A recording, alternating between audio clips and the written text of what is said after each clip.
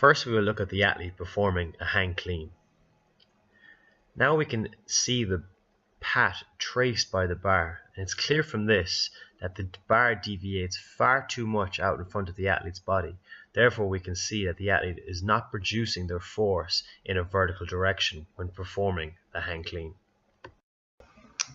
Here we will identify whether or not the athlete's ability to triple extend or lack thereof is due to a biomechanical issue or simply a poor acquisition of the skill. We can see the green line represents where her ankle, knee and hip should be aligned if she was to displace her energy vertically. We can see that from the red lines to be drawn that she remains in a triple flex position. It's important now to identify whether or not the athlete has the capacity to triple extend through the ankle, knee and hip. So if we look at the athlete performing a sport-specific skill such as a dive, we can see as she leaves the block, she has the ability to triple extend at the ankle, knee and hip. Therefore, one can assume that the limitation is more of a skill than a capacity within the hang clean. To identify if the limitation is due to skill or capacity, we can look at the athlete in a front squat. We can see as the athlete descends down to the bottom of a front squat that she is able to produce an angle within her tibia that is relative to the angle of her torso. She's also able to maintain an upright position and her elbows are pointing forward. The ability to have an angle in your tibia relative to your torso is very important in being able to catch in a deep squat position. Now if we look at the athlete's ability to produce an efficient angle of dorsiflexion, we can see in the clean that she is able to produce an angle of 57, but she has considerable ability that she can produce an angle of 45 degrees during the front squat. The final aspect we'll look at is the athlete's ability to produce force and the speed impacted on the bar.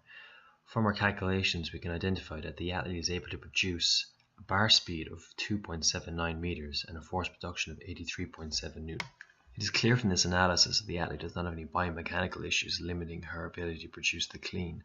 Therefore, I'd have the athlete produce some clean pulls from the knee to re-ingrain the movement pattern and therefore improve her efficiency throughout the hang clean.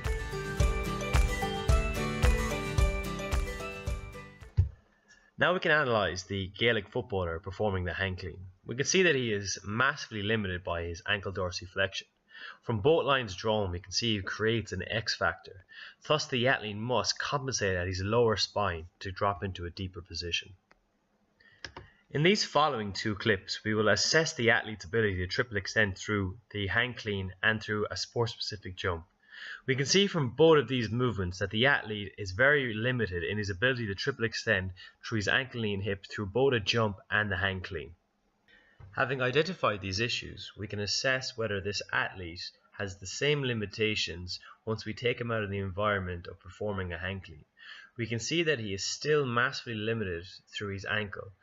If we draw a line through his ankle and through his torso, we can see that there's still an X factor. Therefore, one can clearly assume that the limiting factor for this athlete is his ankle dorsiflexion. It is now important to go and assess in isolation this athlete's ankle dorsiflexion and assess if the limitation is there. Now I've performed an ankle dorsiflexion test to identify whether or not this issue did occur. You can clearly see from the video that the ankle dorsiflexion is very limited, but also there is a collapse in the athlete's longitudinal medial arch, which would also contribute to this.